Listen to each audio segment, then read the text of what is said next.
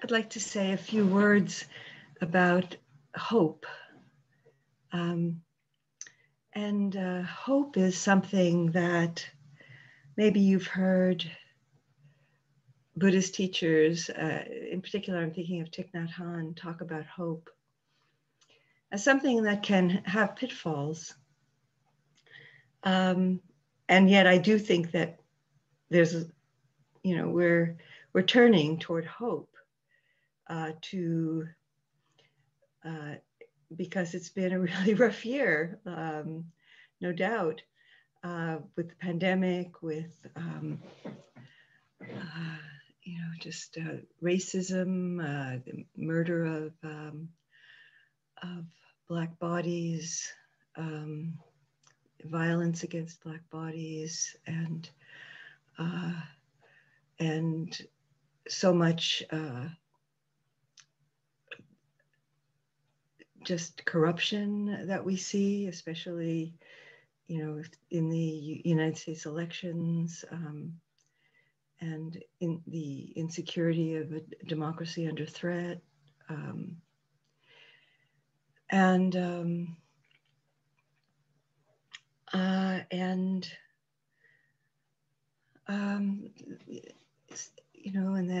vaccine coming, and we're hoping that this will change our lives. And so there's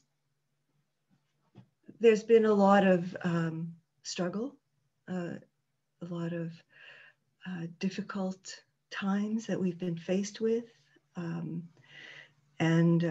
We've been, our practice, certainly my practice has helped me turn toward the difficulty and not reject it, not fall into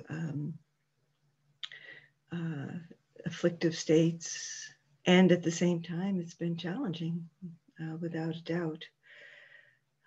So there's this tendency to hope, and teachers, spiritual teachers, especially Thich Nhat Hanh, has warned us.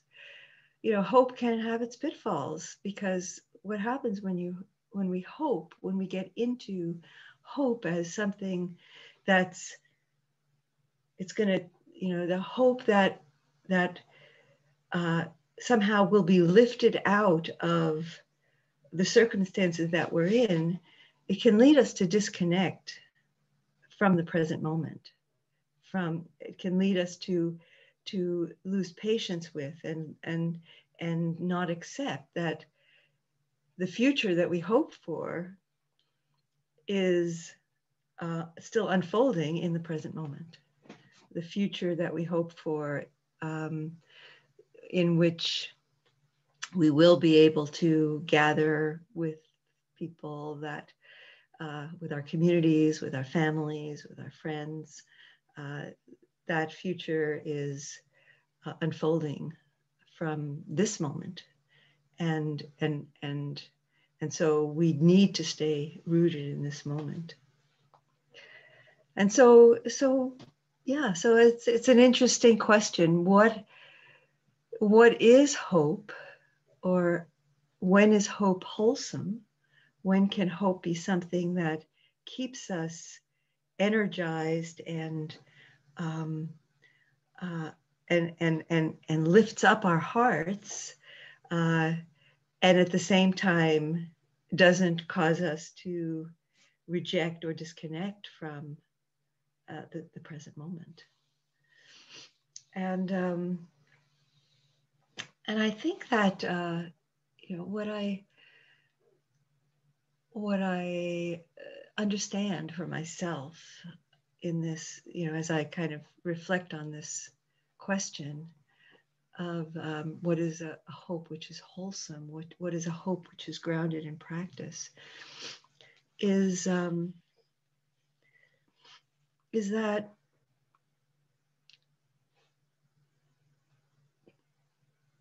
seeing the suffering that arises within this being, within this heart, which comes from wanting things to be different than how they are, to put it simply. In other words, grasping at some other reality, not accepting that this is how it is right now.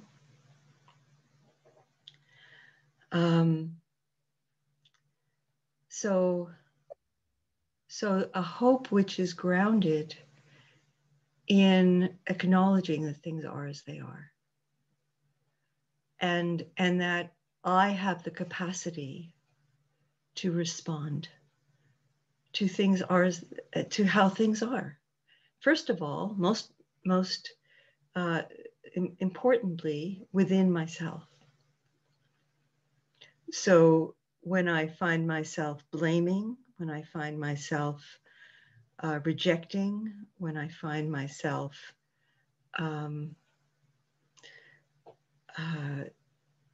just turning toward addictive behavior to escape the unpleasantness of the moment, then I can be mindful of that. And being mindful of that, I can open to what's arising, that reactivity is activated, is being activated by. And I can't choose another way. I can choose to just open to and be with and accept what is unfolding within my heart, my mind, my body.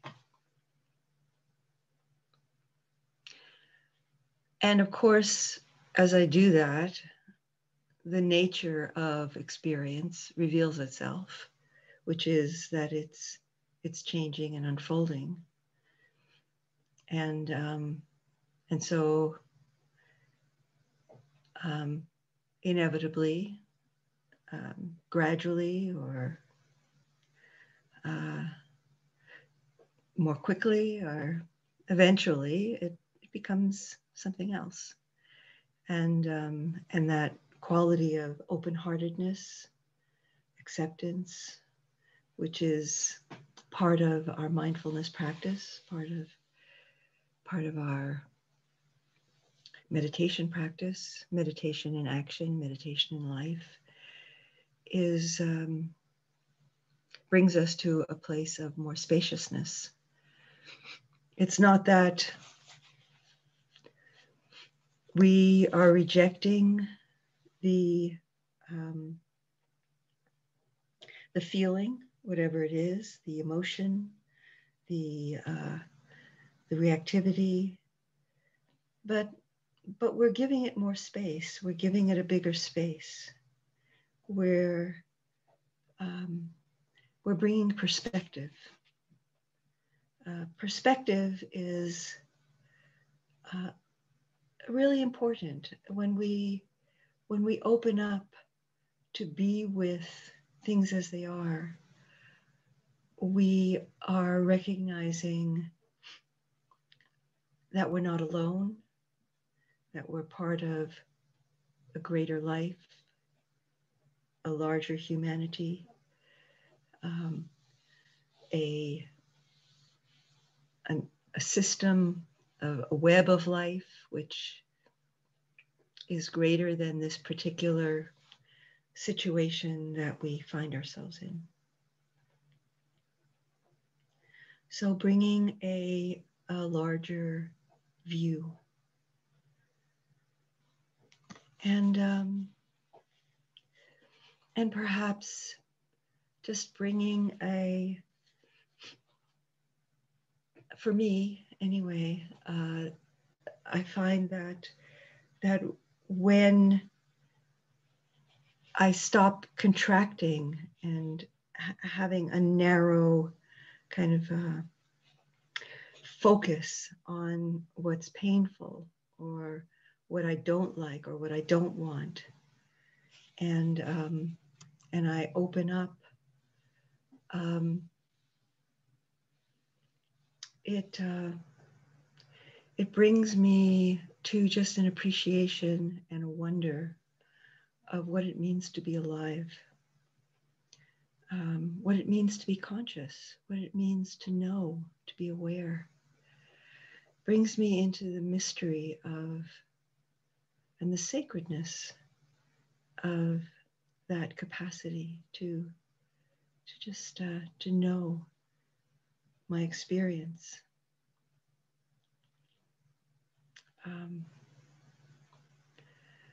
So that for me is a really important part of how hope can arise from a wholesome ground. So I can see beyond this moment of what felt so painful or so intolerable or unacceptable. I can see beyond it. I can see beyond it in this moment, and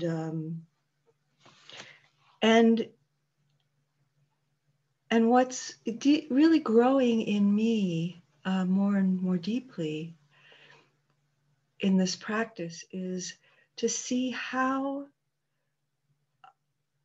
my dedication to practice and our dedication to practice really is a response to not only our own suffering, but the suffering of the world, the suffering that we see around us in our communities, in our country, and in the world, suffering that comes from greed, hatred, and delusion. The greed of consumerism and exploitation, and the hatred of racial stereotypes, discrimination against gender expression, sexual orientation, ability, disability. So these, and delusion, ignorance, ignoring the reality of our interdependence.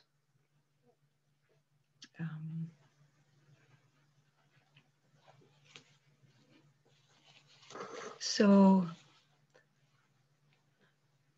hope can be connected not only to, we hope that, the vaccine gets rolled out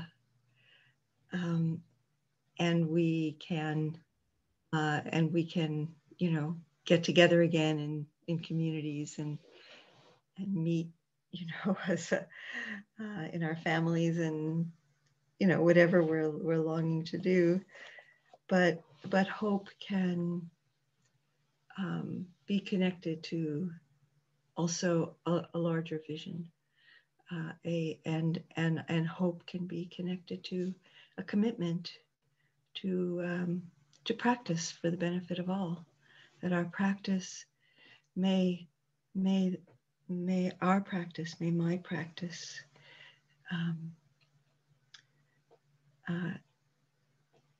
in liberating myself, may I benefit others. In liberating ourselves, in freeing ourselves from suffering, may we also benefit others. And so there's hope. And so hope doesn't have to disconnect us. Hope doesn't have to take us away from being grounded. We can hope for good things, very specifically, and perhaps connecting our hope to a larger vision, in larger visions, and we can know that, that larger vision that we hope for. Not only a pandemic-free world, but also a just world, a world in which everyone has enough to eat, in which people are not excluded.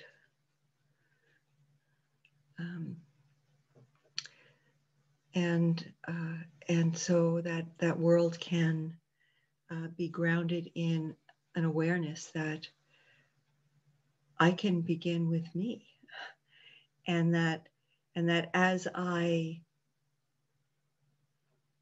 become more free to see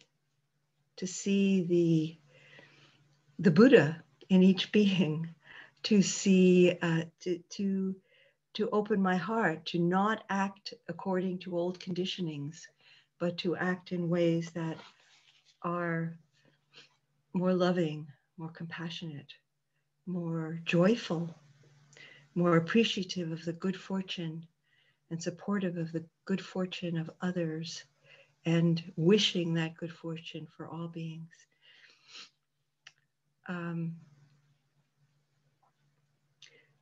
So that I recognize that this moment of practice, this moment of waking up, is part of what can bring that into reality. And as I transform this being, as each one of us becomes more able to have an open heart, an open mind, a body which can be at ease, and can communicate ease, that we in widening circles, we create that world for others as well. So let's begin practice. Let's take a seat, or if you're going to lie down or stand, whatever posture you're going to take.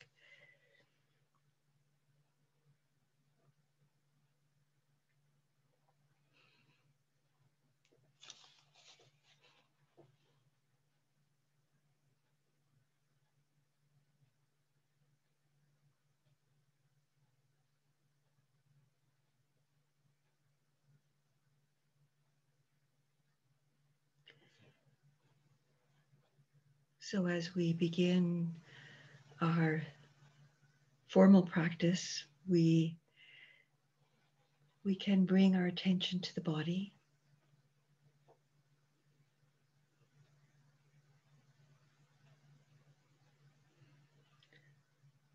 Recognizing that the body is resting on the earth.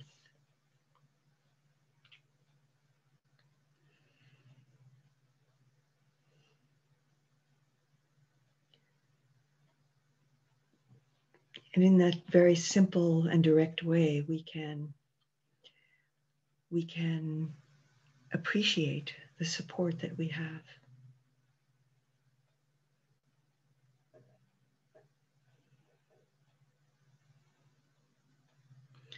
And I invite you to relax into that support.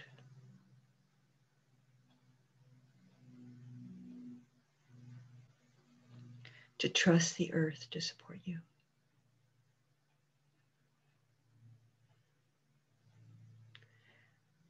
And lifting from the base of the spine through the crown of the head.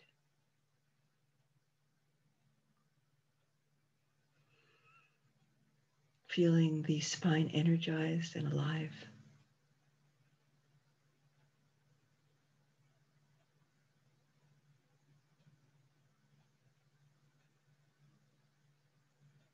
Letting the face relax. The eyes, the jaw.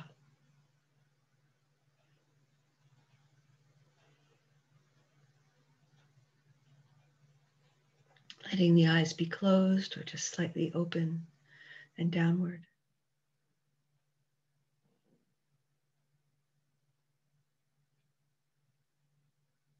Letting the skull relax. Noticing if there's tension in the temples.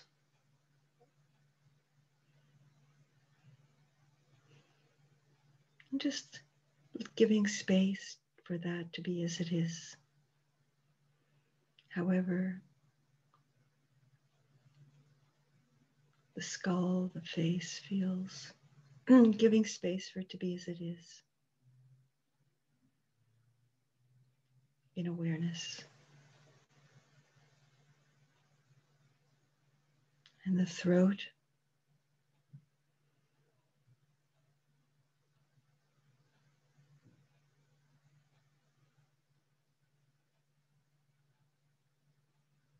Noticing if it feels contracted, closed. And just inviting an openness, a relaxing to the throat, to the neck. Not with an expectation that it has to be in any particular way.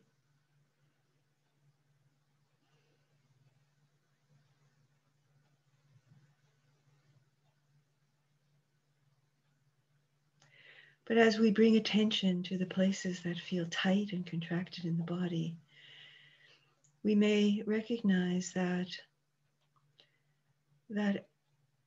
the contraction, the tightness, is actually a kind of doing that we've gotten in the habit of, this holding and just letting go is not another doing, but it's actually a releasing.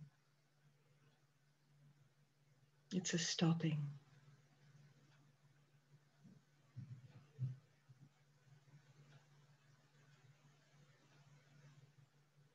Inviting the shoulders to relax.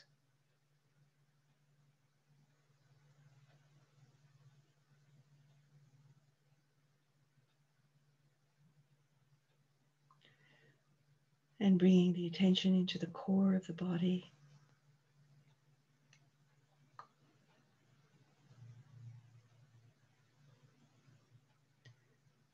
And always, I always want to remind you that whatever my guiding is in the meditation, it's always an invitation.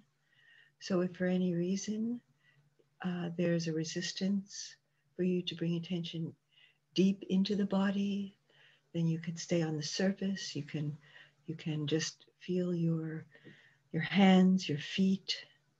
You can feel your body resting on the seat or on the surface where you're lying or sitting down. Or you can open to a larger attention, just feeling a sense of spaciousness around you, attentive to sound coming and going, noticing the impermanent nature of sound as it comes and goes. So the guiding is always just an invitation that you're free to follow or not as you see fit, as feels most appropriate for you. And if it feels appropriate to bring attention into the heart, inviting the heart to relax.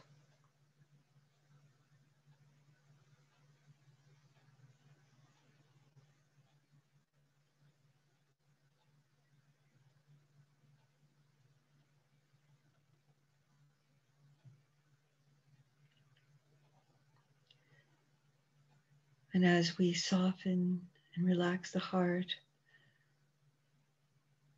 we may notice that it allows more energy to just bring to presence, to stillness, to mindfulness.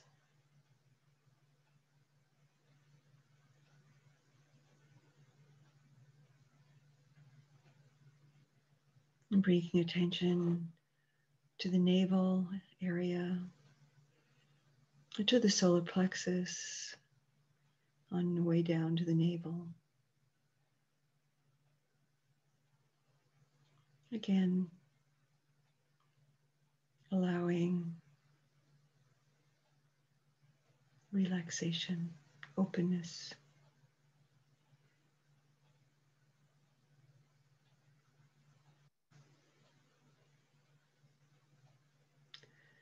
In this openness, we can be aware of thoughts, emotions coming and going. And we can be aware that we don't need to get hooked by them.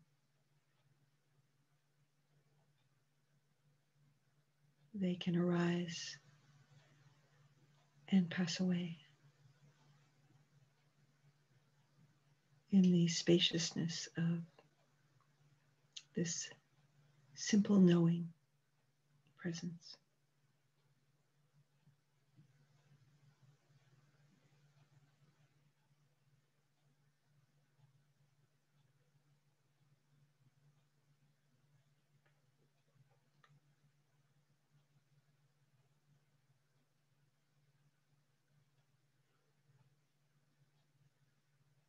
And bringing the attention downward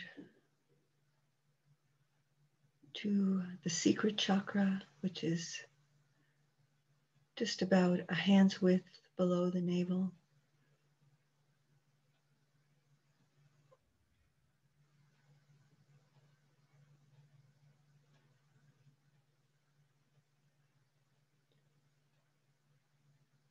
And, and, and then touching into the base where you feel contact with the earth.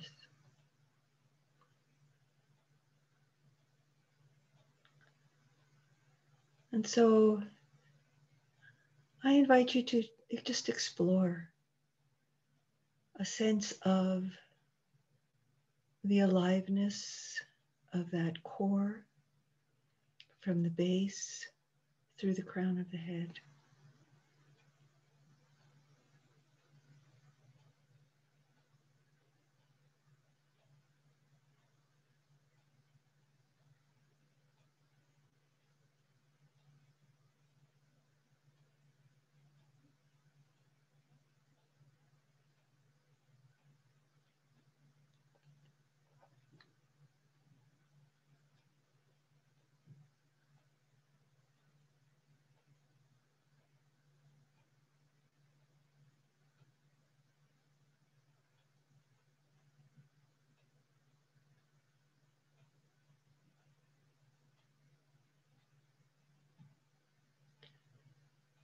You could have a sense of the crown of the head opening to the space around you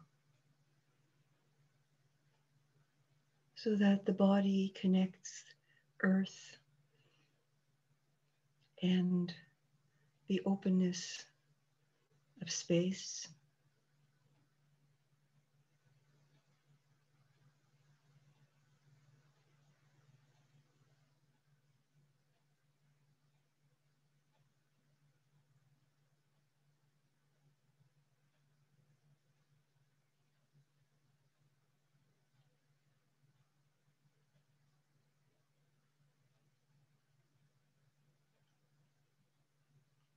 You may connect with the breathing, focusing on the breathing.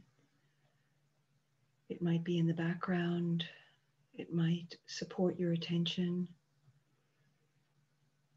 And then you might come back to a sense of the whole body.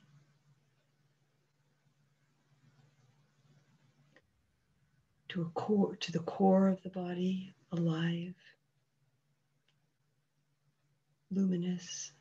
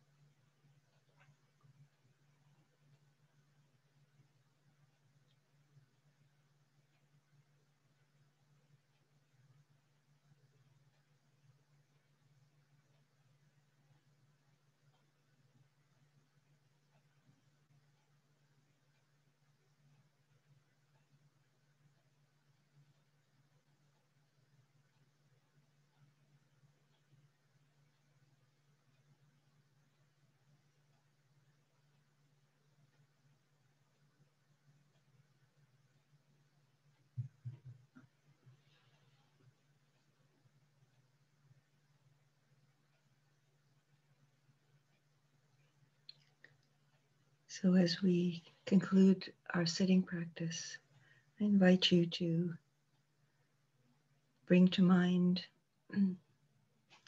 those who are struggling in some way, suffering in some way, those you know about, perhaps a little bit, have heard of. And let's dedicate the blessings of our practice to all beings. May the blessings of our practice and our lives serve the happiness, well-being, and liberation of all beings.